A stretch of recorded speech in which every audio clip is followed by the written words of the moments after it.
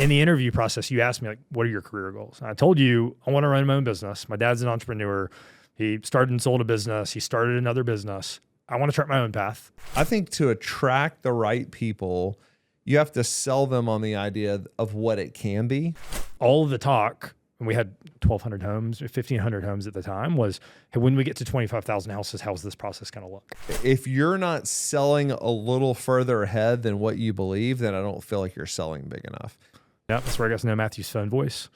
You can hear it 4 or 5 offices away. 26 and you're in charge of this.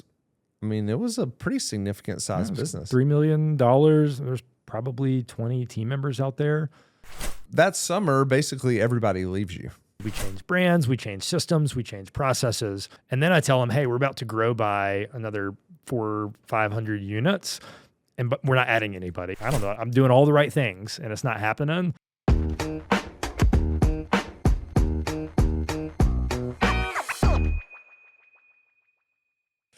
All right, everybody, welcome back to another episode of the Evernest Property Management Show. It's a new episode. We've got my new co-host with me, Gray Hall. I am one of your co-hosts. We've decided we're not gonna be the host and co-host. It's just 2 co-hosts. We're equals around here. If that works.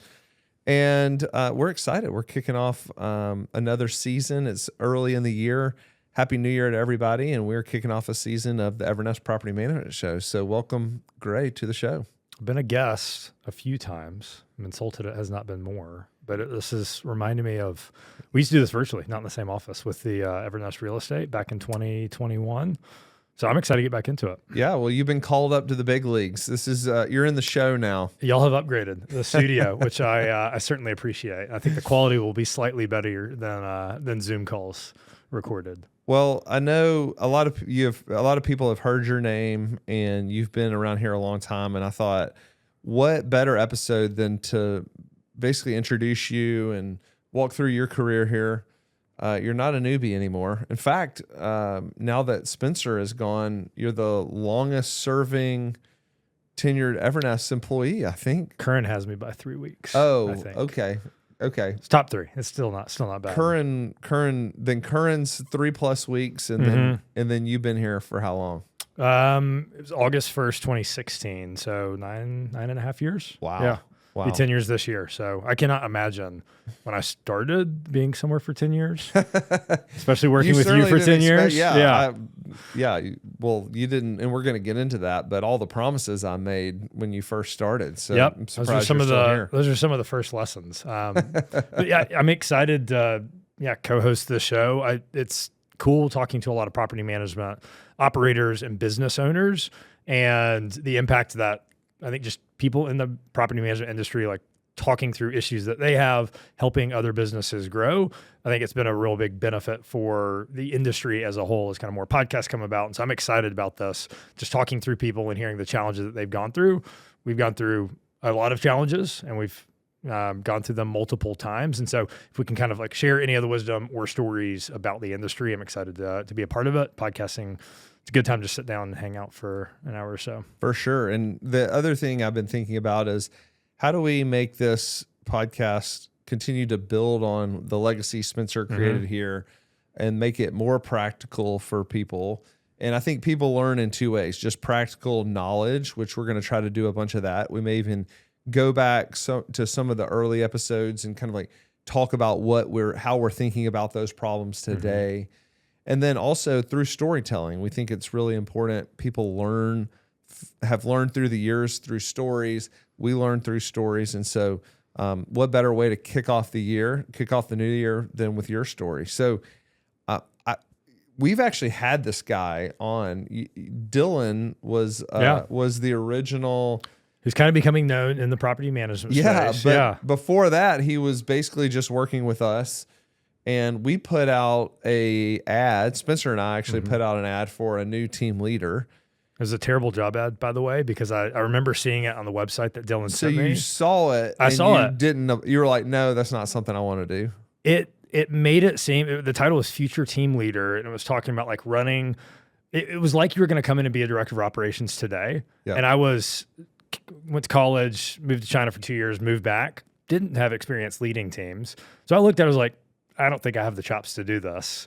So shame on me, maybe. But Dylan was That a was recruiter. a you problem, it sounded like. That's probably true. It was probably a me problem. Good thing we had Dylan. Yeah. So Dylan and I knew each other through mutual friends. He was recruiting for Matthew GK Houses at the time, and another property manager. And so he kind of talked with me, knew I was looking for a job in Birmingham.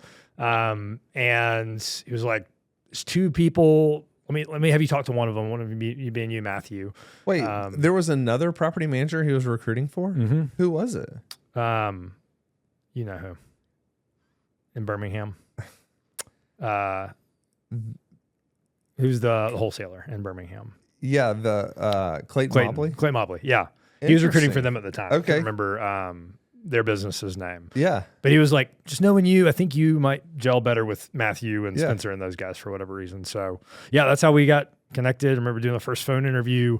I was down at the beach and, within kind of, 45 days or so, you had sold me on this vision of, hey, we're going to build this national property management company. At the time, y'all had one location. We had just opened one location. Just opened Nashville.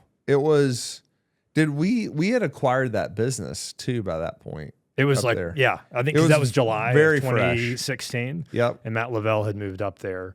And so I kind of came into it not knowing y'all had just acquired and this was like a big deal. It was like, we basically acted like we'd done it before and we had it all figured out. Yeah. Which is funny looking back because like acquisitions are a really big deal if you've ever done one.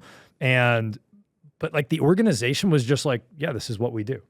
And I think you had created this organization of like people earlier in their careers who are hungry to kind of grow. And so you just came in, and it wasn't until a couple months later that I realized like we had just acquired that business because everybody was just focused on it. Like things were already integrated, like tons of problems. Yeah.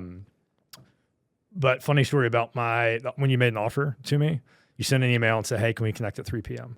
So I'm sitting there on Friday at 3 p.m. I'm like, hey, I'm going to tell them I accept. No call, no show. It was like 5:30 p.m. You texted me. I no-called you, showed you? Yeah. I just wanted to make sure you wanted it. You did. Bad. Yeah, you were a big dog. That was just reeling you in on top of the. I didn't wanted to make sure you didn't negotiate your salary. That's it. Yeah. It was a lot of money back then. So we got off to a rocky start. But I was pretty excited because in the interview process, and this is back in the day, we used to hire people with the future team leader. And we just hired people, and the pitch was like, hey, come here and learn how to run a business. In the interview process, you asked me, like, what are your career goals? And I told you, I want to run my own business. My dad's an entrepreneur. He started and sold a business. He started another business. I want to chart my own path. I don't want to go work for him. Maybe that's some ego. I just wanted to prove that I could do it on my own. But I was like, maybe I don't have the risk tolerance to just go off and do it myself. And I wanted to learn from somebody else. And it was kind of a really good pairing because I could learn from you and the other people. And there was kind of this framework and at least the possibility of this vision to go off and move to another city, buy a business and run that business. And so I think those were all the things that got me pretty excited. Well, I did a great sales job because I wasn't even sure if I was telling you the truth. This is one of my favorite stories. Is I can remember selling you on that vision and thinking, gosh, I hope I'm right. I hope this works out because I'm selling you on this vision that I don't even know if this is going to be true. And I think that's like an important part. One of the things I've learned over the years about vision is you've got to set a really big vision. And I have some friends that push back on this. They're like, oh, we don't need that. But I think to attract the right people, you have to sell them on the idea of what it can be. Mm-hmm. And I think if you're not selling a little further ahead than what you believe, then I don't feel like you're selling big enough. Yeah. And the team just buys into it is the reality. And I think there's a part of you that thinks like this might not be true, but it's kind of like well, what if it is? Well, and that's the thing. Like if you don't sell the vision, you're 100% not going to hit it. If you do sell it, you have a chance of not hitting it, which is why people don't. Mm-hmm. It's embarrassing not to hit it. Yeah. But there is a chance you're going to hit it, and the best chance is to sell the low probability vision that you're going to hit it. And there was just a lot of that. But I think it attracts people that you want to work alongside. If you like doing hard things, if you like working really hard, being alongside other people who also like to do that create a really fun, kind of really challenging, hard environment. But I think when you sell the vision to your team, that creates the type of team that you probably want to be around. And it's like we can tell ourselves stories, and Spencer talks about this a lot. Like, we can believe things that are not true, but you feel that they're true, and factually they're not. And you can go down a path of, all this kind of like negative self-talk. The reality is you can do the inverse of that. And so with your teams as well, like, it might not be a possibility. And I think I've learned that from you over the years. Like, I didn't figure out until like 2 or 3 years later, you didn't tell me that you didn't know that it wasn't going to happen. But to me, I was like, hey, we're going to do this. Like, and even back in the day in these like level 10 meetings that we would do, all of the talk, and we had 1,200 homes or 1,500 homes at the time, was, hey, when we get to 25,000 houses, how's this process going to look? And like, it's not always the best guiding principle, because like realistically things look way different at 25,000 homes. Yeah. But it got the team thinking, not just how do we just kind of get by.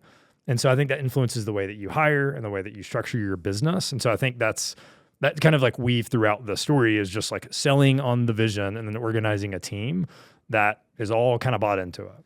Well, when you have a big goal, Dan Sullivan talks a lot about this, how when you set that goal up there, at first it seems unreachable, but your mind is going to process either a big goal or a small goal. You might as well have it processing on a big goal.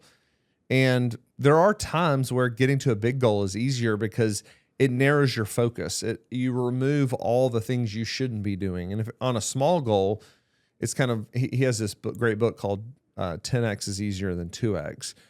And the point is you remove all the things that don't get you to the goal to get to the 10X versus 2X. You're just doing everything twice as hard. You can brute force your way to 2X. You sure can. You cannot do that to 10X. And so you just have to think differently. You have to and speaking of thinking, I mean, that was the lesson that I learned was early in Evernest business, we had a lot of generalists. And one of the things that I think we did really well was hired really talented people that we wanted everybody to have been out of school for a couple of years because we wanted them to get into the work habits, kind of the rhythm of life. Coming out of college, I found there is like a couple of years where they're kind of always going back to college and it's hard for them to extract themselves from college. But after it's been a couple of years and their friends graduate from college, they're kind of in the work world and they get serious about their job. And one of the things I found is I could go hire really talented people like you and Curran and Duncan, and y'all could figure out property management. You were ambitious, you were talented, you could figure out property management. And that's one of the things I think a lot of organizations I don't see a lot of that in the property management space today. When I look at other businesses, you can go hire these talented 24, 25-year-olds for very reasonable. Like what we paid you was a pittance. I do love looking back on that. And we got some... I was fired up, by the way, though. Yeah, well... I was coming from being a missionary. When you go from zero to whatever, it's like an infinite increase. Yeah, it is, yeah. Yeah. So I think that's one of the things I haven't seen as much of is just hiring really talented young people into the organization. And I was thinking through, we'll kind of get to that later on, but it takes time because they don't have a license. They don't understand the industry. You've got to teach them what notice to vacate means and what the rules and the regulations. And so there's like a lead time. And so you've got to be willing to kind of put up with that. I think the other thing is property management's not a sexy industry. Like when people ask what you do and you're in property management, very quickly it's, well, what do you do? There's not a lot of follow-up questions to property management, but I think I liked having this big vision. So I would encourage, like, even if you have 100, 200, 300 units, like, where are you going and how can you help the people that you hire get to the next step in their career? We've always talked about people shooting out the top. Everybody's not gonna be here for 10 years. Everybody's not gonna be here for 5. But if we can partner together and we can make you better and we can help out your career and you help out Evernest, like it's a win-win. And so I think people like that there's a potential for growth and they like to know that they're going somewhere. And so just would encourage, like, think about where you want to have a business. It might feel ridiculous to say, I want to make 10X what I'm making today, but like maybe you get 5X and then maybe you bring some people alongside that you enjoy working. That's what I really liked. And I think we've tried to layer that in the organization down into like the teams today that resemble the business back then, just in terms of scope and size. Yeah. That's where the career goals thing comes into play. This comes from the book Who, and the first question we ask anybody is, what are your career goals?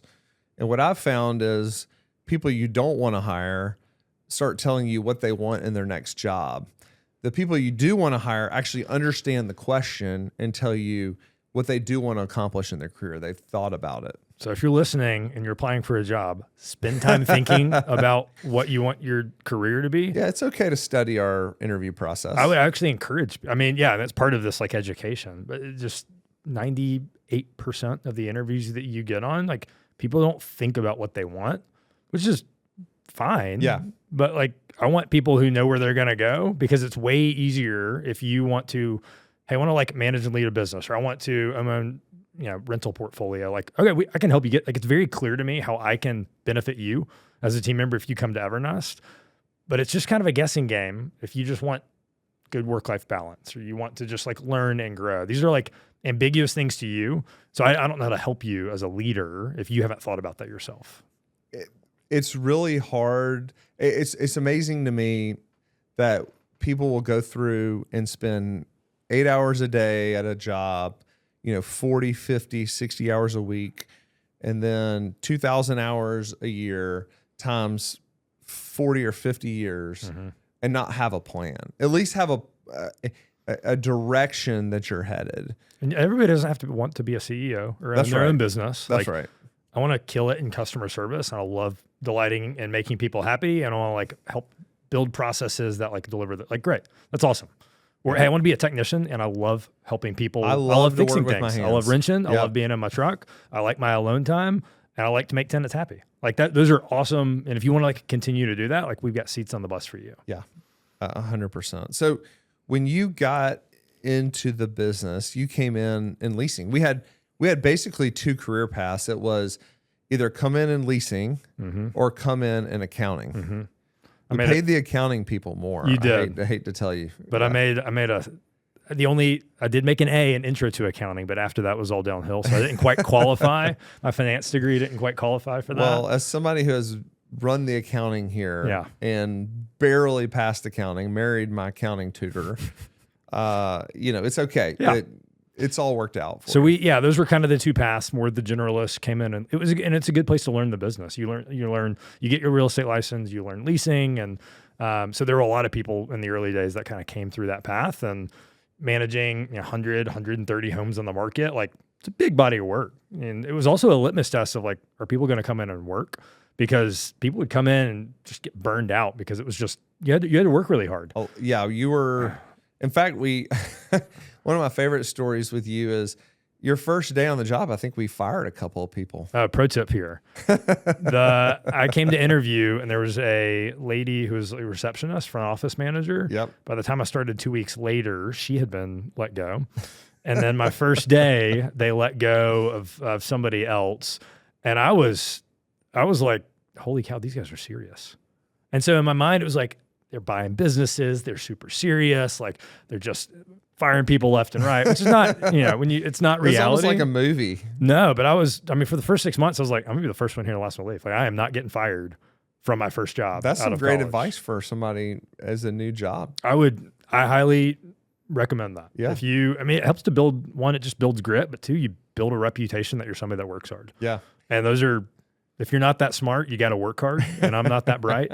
And so putting in the hours kind of early on was pretty helpful, but I think it was on the back of seeing some of those people kind of be let go. Yeah. And if you're doing the math in your head, we managed about 1,000 homes, and we had about 130 on the market. And we had our first institution at that time. We did. So if any of you have managed institutions, they were holding on to rent prices for 8-9 months just to get those higher rent prices. That's where I learned about cap rates and how things can be bucket. There's a lot of different ways you can cut the data from an institutional side to tell a story. Yep. And so you're not solving always for in-place cash flow. You might be solving for what the cap rate of this group of homes that then become stabilized. So it was a good learning lesson kind of working in that leasing world, because I think it's a good entry point for a lot of team members. So did that for 6 months. We did our next acquisition, I think January of 2017, and that was up in Chattanooga. So if you'll remember, we have the Evernest story. We published it about a year ago, and it's probably 3 or 4 or 5 episodes long. But our first acquisition was in Nashville, and that we talked about that. our second one that you're talking about now is in Chattanooga, and that was also in 2016. Mm-hmm. Yeah, I think closed, towards the end of the year. And that was a good experience. Like Matt Cox was the team leader that moved up there. We needed to integrate. This is a big business. I mean, it was going from 1,200 units, maybe up to 1,800. Like I think it was 600 units at the time when we did the acquisition. Yeah. Those numbers might be We sure off. solved that. We did. Yeah. Got that down to a more manageable unit count. If you take it to 6 to 3, it's a lot easier to deal with. But helped integrate the leasing, and we learned the lesson of just running 2 different brands at one time is really hard. And so we were putting out signs, and like we went up there, got a hotel. Like, it was hard work, but I was not married. I didn't have kids. Like, it was kind of fun because with both acquisitions, they were so new and things were moving along. And anytime you grow the business 50%, you feel like you're really doing something. So those were some good times. Yeah. And another acquisition story. So I was on the path, I saw Matt Cox move from Birmingham. Curran, who's our head of finance here, Little Rock was sometime maybe 2018. So I saw him move out. And there was one time a year in there after the Chattanooga. Yeah, it might have been 2017 was nothing. And then 2018 was Little Rock. But we would do these market leader, kind of future team leader offsites. And so we'd go up to Chattanooga. And so there was 4 or 5 of us that were all on the track to do that or currently doing that.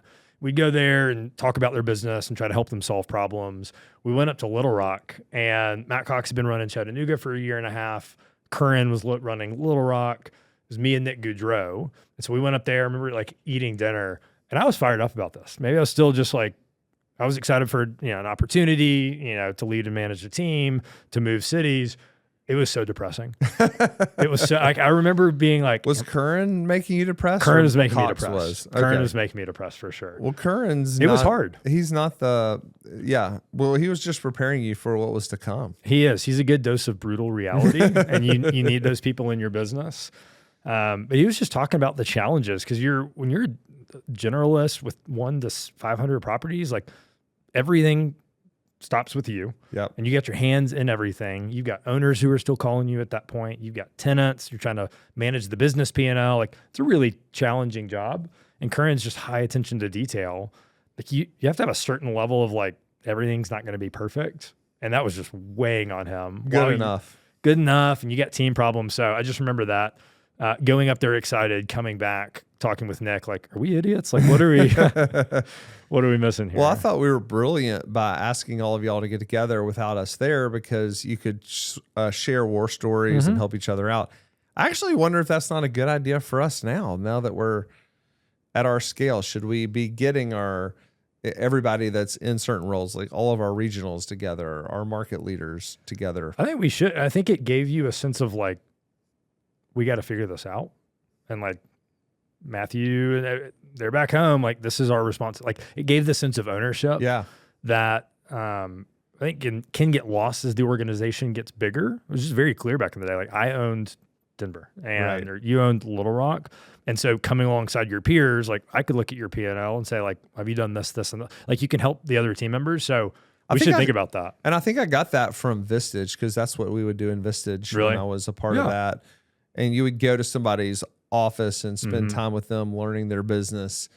And it's hard to BS another market leader. For sure. It is. So that happened. And I think along that time, I remember there was a time period, there was like 2 or 3 people ahead of me. And I was like, is this going to be 4 years kind of like running Birmingham, not making as much, like, before I kind of get my shot? And I just kind of stuck with it, and just like, quickly things happen. Either somebody else opened up a market pretty quickly, or one guy was like, hey, I don't want to move. And then all of a sudden it was like, all right, I remember you took me to lunch at Zoe's, and you're like, all right, you're next up. And I've been there for maybe 2 years at that time. And I was pretty fired up about it. The irony is that's what we used to tell people is, come work here for a couple years, and then we'll go buy a business, and then you can go run it. That was the sales pitch. Yep. It was like, come work here for 2 years and then go buy a business. I think so. Maybe It did work out. What I told you actually worked out. It did. It was closer to 3, but it was pretty spot on. 2 and some change. Yeah. Round down. I think PM can wear on you. It sure can. Yeah. So that happened. But you You moved from leasing to Birmingham market leader, right? We used to switch positions every 6 months back in the day. Like I looked at my LinkedIn before this, and it was like, come in and do leasing. And then we didn't have resident services. So I started resident services. We started hiring international team members. Yeah. And 6 out of the 7 are still here today. Were you the first to go down to Aguas? Yeah. Yeah. You and Cox? Me and Matt Cox went down there. Okay. We visited some of the team members. A lot of them are still here today.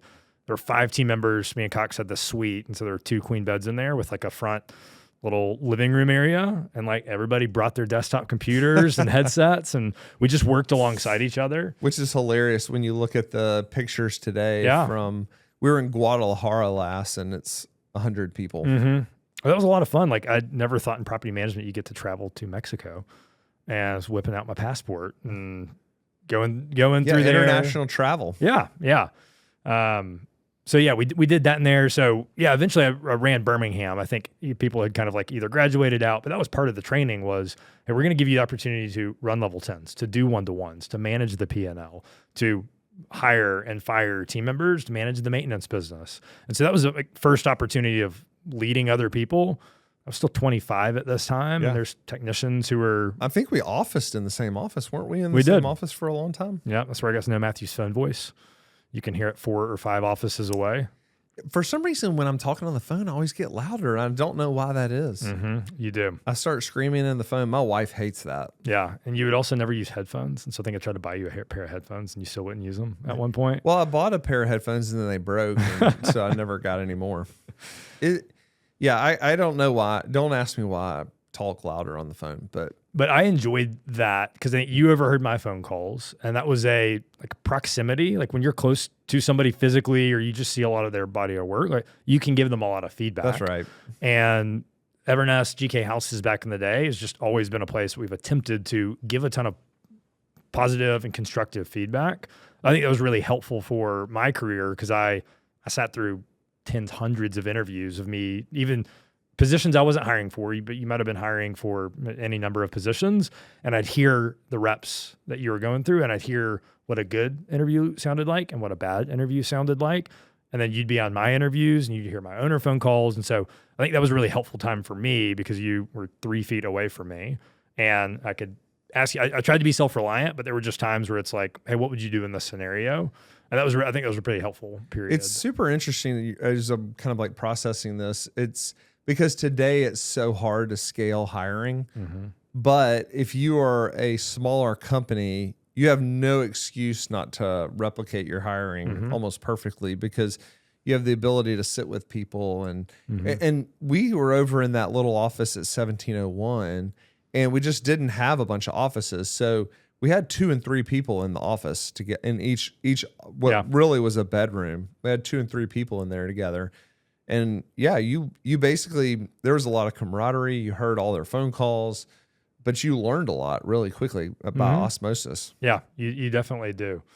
And it was when you see other people working hard, it makes you want to work hard. That's like I think our business will never go back to just we're all in an office. Like we operate in 50 different markets, and we have international team members.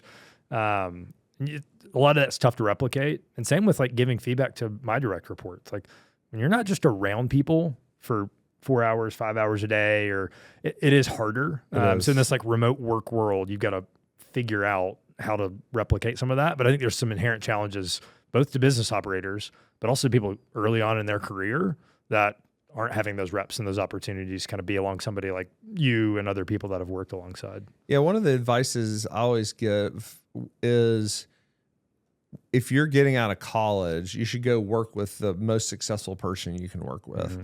And we weren't successful at the time, but that always reminds me every time like we get to graduation time, it's you spend 2 or 3 years working with somebody that is on a career path that's going to be successful so that you can learn those habits really early.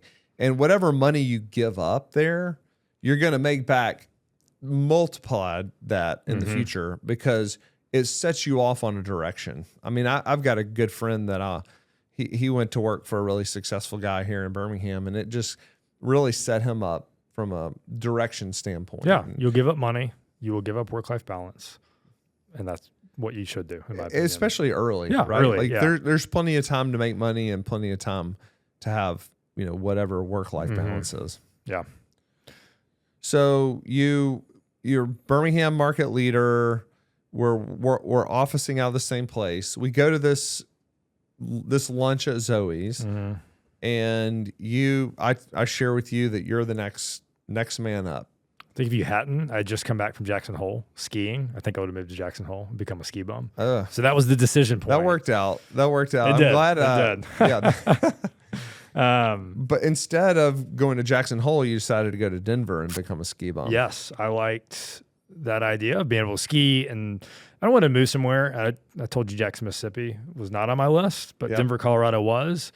And the cool thing was you found people. Jackson Hole and Jackson, Mississippi are same thing, close, right? Though. Yeah. Same thing. If you're in Jackson, Mississippi, we love Jackson, Mississippi too. We just there's no love skiing. Jackson Hole a whole bunch. There's no skiing or mountain biking for sure in Jackson, Mississippi. But yeah, I think the cool part was you knew I wanted to do that. You're like, great, let's open up a market there. It wasn't like, hey, here's the confines and this is what we have to do. We're like super happy that we're there today. And so we've been like marketing. We started mailing out. I reached out to a buddy at college who connected me with somebody else who eventually set us up with a meeting with Echo Summit, who we bought back then. So it's like it happens slowly and then all of a sudden at once. Like we took a trip out there in September and then we were under contract and we closed by January. Yeah, I remember you and I went out there to a conference, like a one-day conference. Yeah. And we stayed right there next to the airport.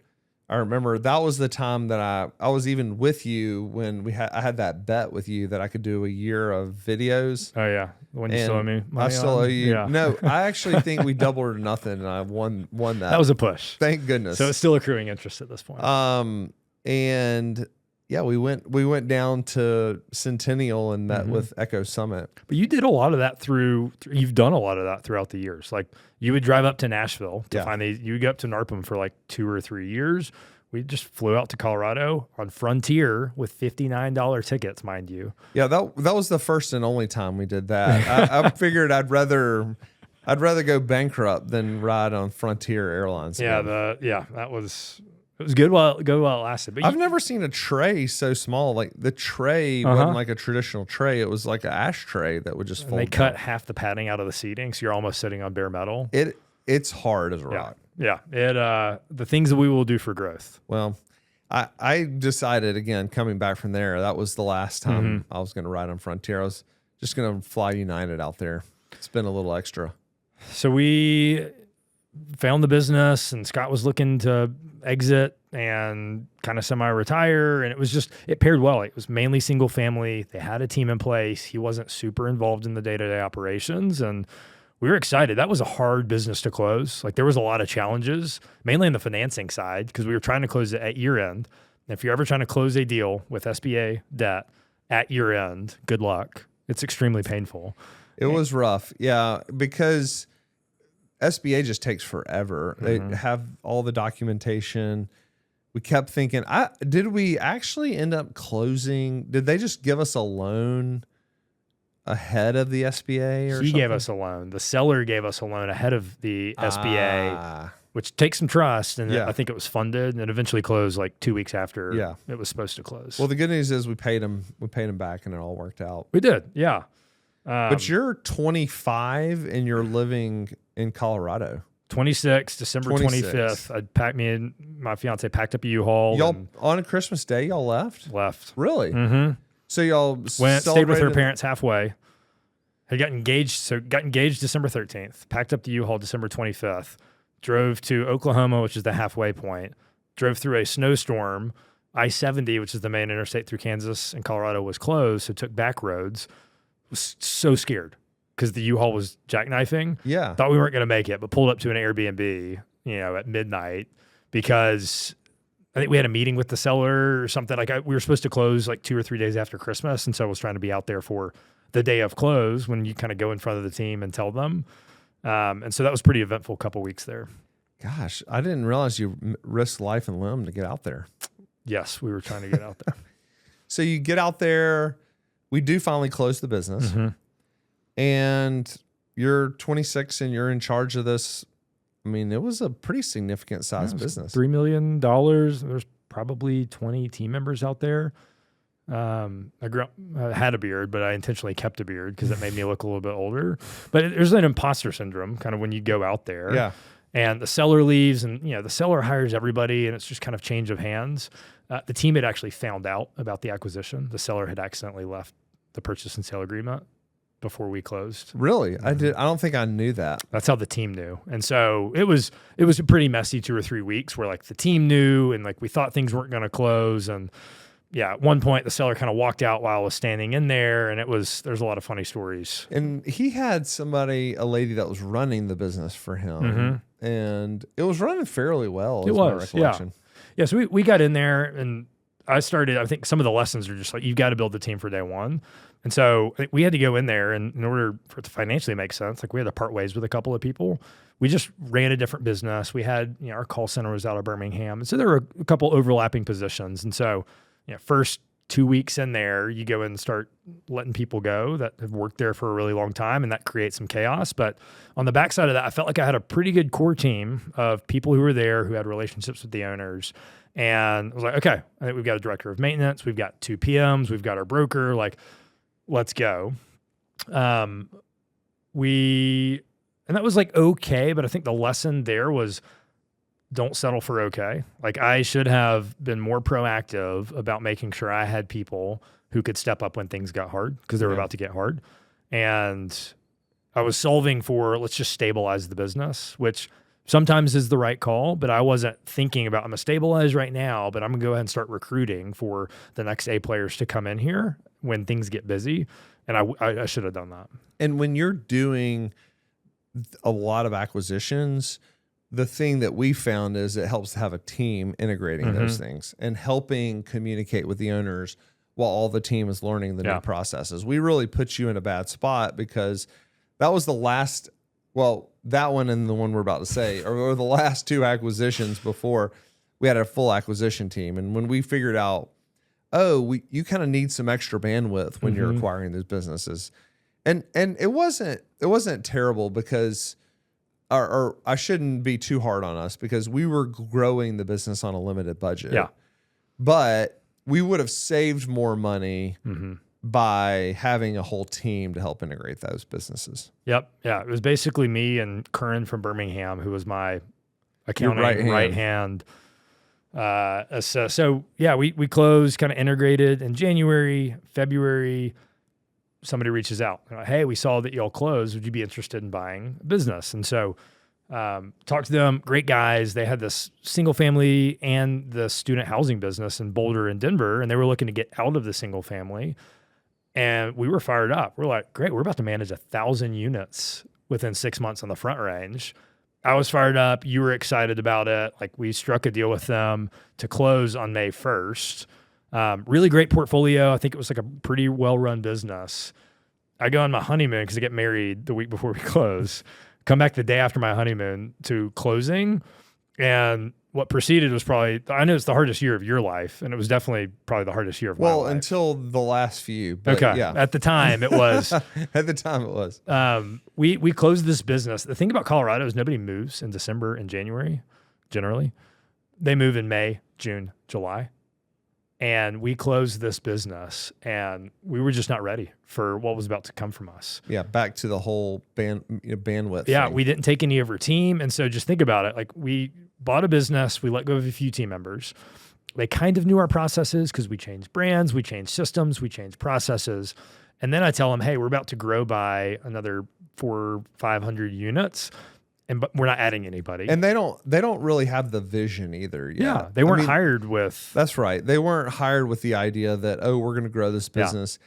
That's the thing you have to remember when you're inheriting legacy team members. They're not bought into the vision yet. Yeah. And so you've got to have some... It was just fear and panic on their face because they're like... And part of this is what was in it for them. If I'm putting myself in their shoes. Like, totally agree. They are paid the same. I didn't give them a raise.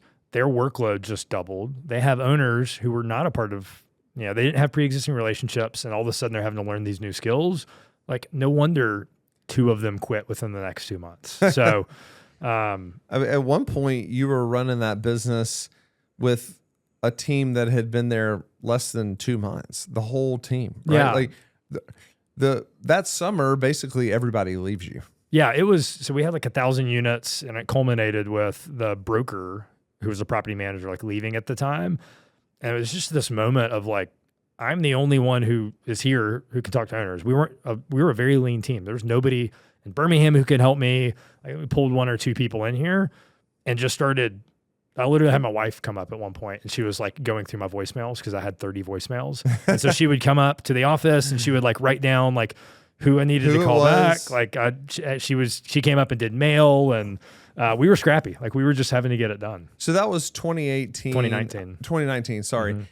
I remember that summer, mm-hmm. I went on vacation to Montana. Mm-hmm. And I remember getting a call from you like, hey, we don't have a broker. We weren't licensed. Yeah, I was a broker, I think in Alabama, but I was a year away from eligibility in Colorado. You didn't have it. And so no PMs, no broker. So we just had to hustle, and we started making connections. We found this guy through our attorney out there, who's a great guy. That's right. And he connected us with and he told me a price of $1,000 when we first started talking. And then he learned the scenario. And you know what that price became?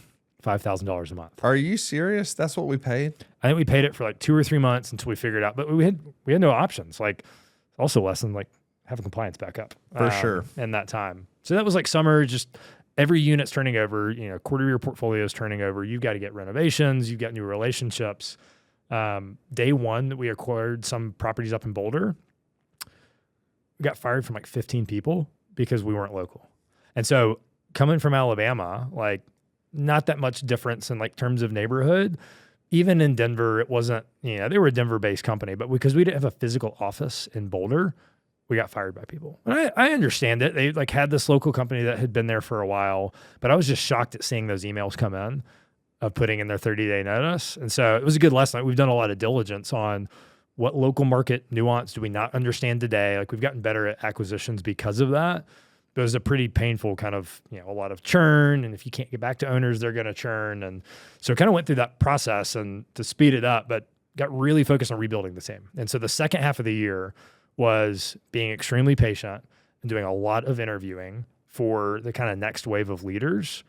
2 of them are still here today. So we hired a couple property managers. Eddie Campbell, who's on our data team now, has been just instrumental in running the business. One of our regionals today, David Souls, he moved from Florida. We sold him on the vision. He picked up his family, had 2 kids, moved out to Denver, Colorado from Florida to have this opportunity to do what I did, to come in and like run a business. So that was a really fun period because then we added a lot of people who added a lot of value to Evernest over the next couple years, but it came out of a really, really challenging time. I think it just shows the value too of good people, like being patient, making sure that you get the right people on the bus. Mm-hmm. Because when you talk about Eddie and Souls and how much value they've added over the years, it's almost like worth going through some of that pain to find those people. Yeah. No, we don't want to go through that again and the churn, mm-hmm. but if we could have thought through and us been super intentional on the front end to find mm-hmm. them, then we probably wouldn't have the churn and we'd have them. Yeah. Yeah. And so just always be thinking about your team, and like seats are valuable. People are expensive. Running a business, there's a lot of cash flow valleys in this business when you're growing a PM business. Just don't take it light. Like people are taking up a seat, and you have the right person in here who has the ability to take on your job to allow you to do more. Because I think that's been kind of woven throughout my career and a lot of people at Evernest. But like when I make a hire, I want to make sure that they've got the ability to do the job I'm doing now so that I can go on to do something. And when you do that and they do that, it creates this just wave of like ability to capture opportunities and say yes to things that otherwise we wouldn't have had. And so that was a fun period. The next kind of year and a half, like that team getting together, we turned the business around. We were not profitable for the first 10 months. I remember calling my dad being like, I don't know, I'm doing all the right things and it's not happening. And the P&L finally kind of hit, and we made 34% in November. But it's just a really challenging 2019 of churn. In November and too, loss. That's usually not a great month. We got maintenance. We figured out, we just put our maintenance playbook in place, and we started hiring maintenance techs and giving them work and doing renovations. But it was these things take a long time. Yeah. I think that's like, you just got to be really patient in this business and just don't quit. And if you're doing the right things, eventually it kind of pays off, but it takes a while. I can also remember a funny story. I would go out and hang out with you once a quarter or once every 6 months. And when we first started going out there, we went to this steak restaurant called Shanahan's, Which you booked, by the way. which I booked, and it was great. It's like one of the better restaurants in Denver, especially from a steak standpoint. And what I'd noticed is every time I would go back, you would have us a place booked at Shanahan's. So that was great until the one day I shared with Gray that Shanahan's was going to be on his P&L, his market P&L. And then he was taking me to, burger joints. Taco Bell, baby. You can get the Crunchwrap Supreme. He went from being, we went from eating, into from the penthouse to the doghouse in terms of food. It was that was a good time when it was on this corporate P&L. That's just kind of this mythical thing. Yeah, right. It's like the Schitt's Creek write-offs. Yeah, right. The corporate P&L. It's like just write it there's off. no money. It's just out there.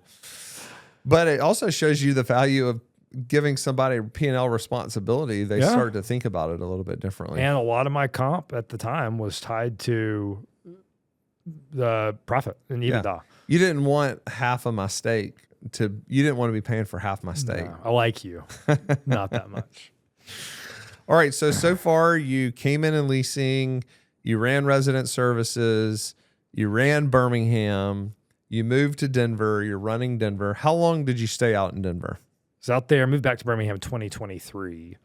And so I had hired 2 guys, and either one of them could run the market. And one of them I was able to pass off because we had this opportunity. 2021, if y'all remember COVID and interest rates were 0%, everybody was buying real estate. We had not done that yet as a company. We didn't compete with what a lead source from a referral standpoint. We don't compete with agents who could refer us homes. And so we'd always say, hey, we're not in that business. And it was just the right time. And so we were sitting at an offsite and you had this idea to do it. I was in a position like I wanted to do that.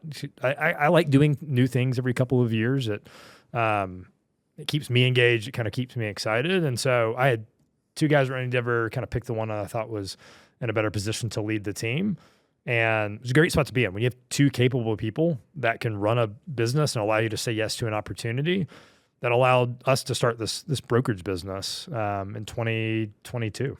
And that's something that we've always seen is when you have investors or you have clients, like they buy, when you're buying real estate, they're buying more than just the real estate, right? And so they're getting insurance, they're having closings, they're needing to get title, they need a broker. And we just got tired of people calling us and saying, hey, I'd like to get into the rental property business. And we're like, great, when you buy one, come back and see us. That's was the impetus for us starting to expand that. And you did a great job starting it because we had not only the retail investor, but we also had the institutional investor that was buying a lot of homes. There's a guy that had reached out and he was wanting to build an SFR portfolio. It's kind of on the back of that.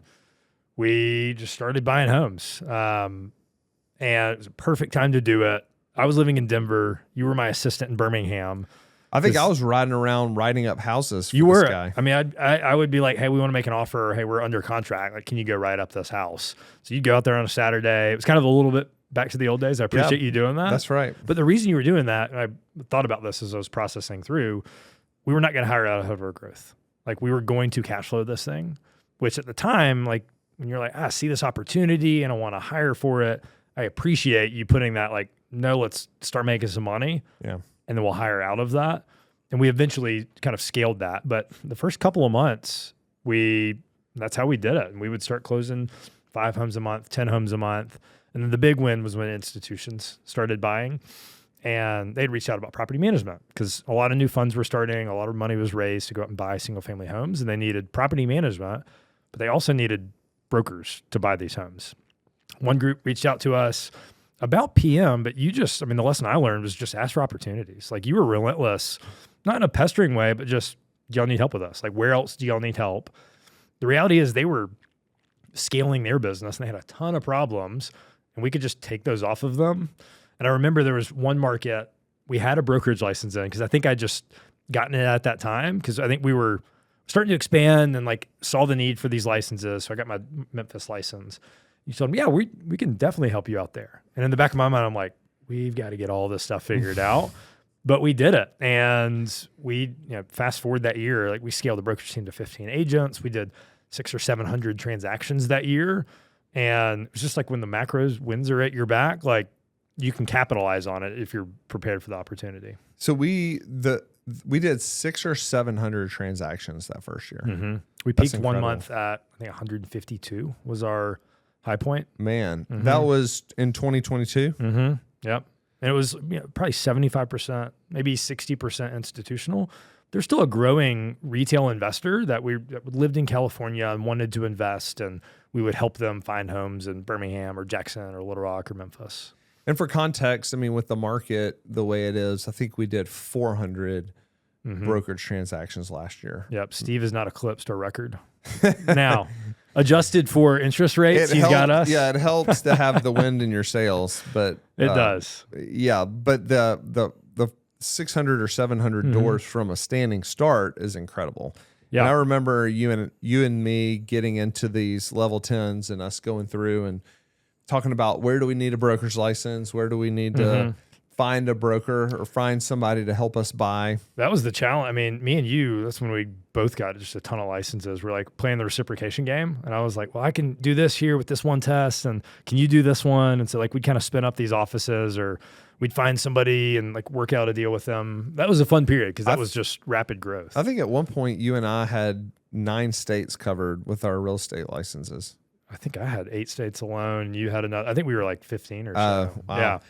The most I ever got up to was 4 or 5 states. Really? I think I had 8 or 9 at one point. Wow. So that was, I remember thinking, actually, me and you had a conversation. We said, this is pretty good. Yeah. Because these brokerage transitions were very accretive. After years of like the 2019 and all the tough years, like it felt good to have some wins at that point. It was nice to have some wins.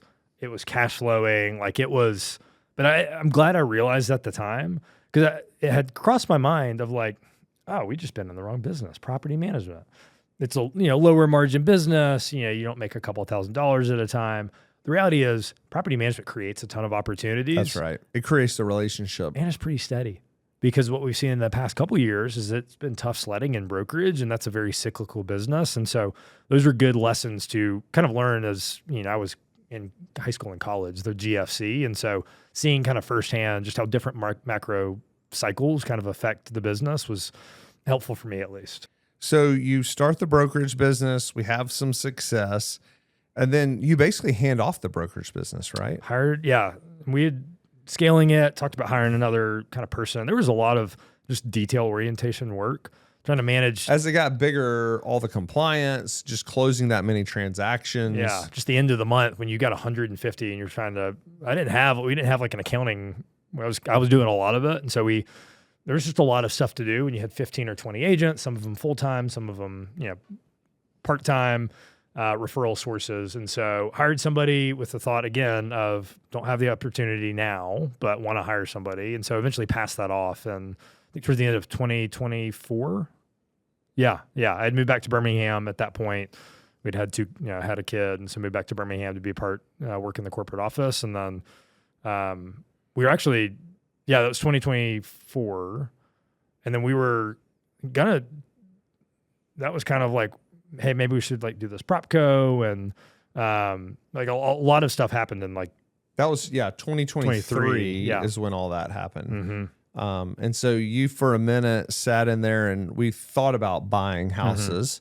We thought about being an institution and buying houses, and it was pretty much the exact worst time to do that. We were also trying to raise capital to continue to go out and buy businesses. That didn't happen. So 2023, 2024, both of those were kind of what we'll call the lean years, right? Where we basically got really focused on blocking and tackling. We got focused on making money in the property management business and with our ancillary businesses. And in the second half of 2023, we did 16 acquisitions. And so we did That was 2022. 2022. And Yeah. so, 2023 and 2024 was kind of digesting a lot of those. And so I think some point, maybe 2023 is when I stepped in back into operations. And you started running the regions, right? Like you were in charge of all the regionals. But they weren't regions at the time, but we kind of created the regional structure. But it was all the property managers and director of operations and market leaders, property managers, technicians, that whole kind of organization. Our thinking went from being very market-based to more regional-based. And what we found is you could share services within the region that made growing more efficient. Said another way, if you had a certain number of doors in one market, you had to hire another property manager just to manage one door, versus if you hire in a region, then if the next door, you can share some of that with some of the other market leaders. Yeah. Because coming off of like high growth period, let's be opportunistic. Yeah. Investors are buying here. You can afford a little bit to hire out ahead of your growth and have somebody in a market with only 50 or 60 homes if you think you're going to get to 300 pretty quickly. The world changed, interest rates changed, brokerage really slowed down. It was harder to finance everything. And so, that was kind of part of the shift was, hey, we can't really afford to have all these different kind of, shots out there. And so we created this regional structure. And so for the next kind of year and a half or 2 years, I led that team. And so that was like, I remember like thinking like, I don't know if I want to get back into ops. Ops is hard. Like a lot of respect to ops people. It is the hardest job here. Yeah, there is no doubt. I have just utmost respect for operators at any size in this business. For property managers that are dealing with frustrated owners, for resident services, some property managers are doing both. Like it is an absolutely a tough business. Yeah. So I remember having that thought of like, man, I was kind of excited to get out of, leading Denver. Like I'd done that for 2.5 years. This brokerage was, it was something new and could create it. But it was a really good period. I am glad that I did that because running operations at a bigger company, you just learn different things. You had hundreds of people you were leading. Yeah, it was a large organization. I mean, it was 200 or 300 kind of within the org tree. That's the thing that it gave you exposure to. As you've grown your career, you've gone from individual contributor to manager to leader. And when you were the director of ops, you were leading hundreds of people. That's amazing. At 32 is when you started doing that. And you learn different things. When you're managing 20 people, communication's easy. When you're leading 300 people, it's really challenging. It's so hard. And just the business just gets more complex, and you've got to tell not just one team meeting, like, hey guys, let's get in the office in the conference room and like, team, this is the plan, this is what we're doing, and then you go execute the plan. Or even better, they just hear the plan on the phone when you're telling somebody else. That doesn't happen when you're in different locations, different countries. And so we focused on getting better operationally, like digesting a lot of the growth, and also how do we operate this business at this new scale. And it was a fun and challenging time because I learned a lot on the communication. You've got to tell a lot of different people. You've got to repeat yourself, but also just when one thing, it's like the game of telephone, but with just like what happens over here will touch an organization or a department that's like not really connected. And so you really got to think when you're implementing a change. Like I like to move pretty fast, and I like to, hey, here's the idea tomorrow, let's go implement it. And sometimes that can be helpful, but sometimes that can be harmful because you don't think through the downstream effects. All the people that affects. Yeah, or the whiplash it can give the organization of, hey, we're going to do this tomorrow. And then all of a sudden you've got the cruise boat versus speedboat reference. Like it's not fun being a big organization, but that's just the reality of like having more responsibility and like a larger team. Well, there are some benefits to a big organization. You have more resources. You have the ability to pick up the phone and get things done. The steak is better on a cruise ship than on a speedboat. For sure. So but you can definitely turn a speedboat. Safety's better. Faster. Yeah, that's true. So, and about mid-year last year, we decided, hey, one of the things Jim Collins always talks about is put your best people on your biggest opportunities, not your biggest problems. Well, one of our biggest opportunities was to continue to lean into our property services business. And so you went from running all of our property management stuff to running all of our property services stuff. And you've been doing that for how long? About 6 months. So I was like over the past maybe year and a half, was overseeing both of those, but there's just a lot going on. And so a lot of your focus kind of goes to the PM side. Right. And so there was, a guy that got promoted, he'd done a great job. And so he's leading that part of the organization now. And so I've shifted focus over the past 6 months over just property services. And I think it's a really big opportunity because you can either outsource it. Every property needs maintenance. And we're just big believers that better outcomes for our clients come when we control the process. And when we have a W-2 technician who is out there fixing the water heater, we control their schedule. They can get out there quicker. Residents are happier. The cost is oftentimes lower, which means higher NOI for our clients. Yeah, everybody wins. Everybody wins. And so where we have density today, we have technicians. Part of the goal is if we don't have the homes there, how do we create that density? How do we still have technicians in the market who are serving our clients, potentially serving other homes? Like, how do we keep them busy? And so we're trying to get creative with different ways that we can have technicians on staff in markets where we have 50 or 100 homes. And then the turns and renovation. Like, when your home turns, it's a really hard process. A lot of our owners live out of state. One, it's stressful. You're not getting rent. Two, you got to find the contractor if you don't have one. You go on Craigslist, Facebook Marketplace. Like, who do you trust? Is this a good price? And then there's just the speed component. So there's a lot of benefits that we have as an organization where if we have trust with an owner, we should have that opportunity to handle the maintenance for them and the turn for them. And those are things that, like, I think we do really well. And I think we can do those for others because I think that the larger and the more innovations we do in a market, the more jobs we give to the contract, the better our subs get, the better the pricing gets for everybody. And so we've been starting just to focus on becoming kind of world-class operators for our own clients. And then what are other opportunities and other services we can give to them or potentially other property managers, other investors, other homeowners. Yeah, that's great. You gave a little vision into what 2026 will hold for our property services. Yeah. Well, this has been awesome, Gray. I know the audience is going to be excited to have you on board, somebody with a lot of practical operations experience. You've sat in almost every seat at Evernest. You're leading big parts of the organization, but you've also been an individual contributor. So I'm really excited about this journey we're about to go on the podcast. Me too. Let's do it. All right, everybody. Well, that's a wrap with our first episode with Gray and I. We'll be back pretty soon with our next episode. See y'all.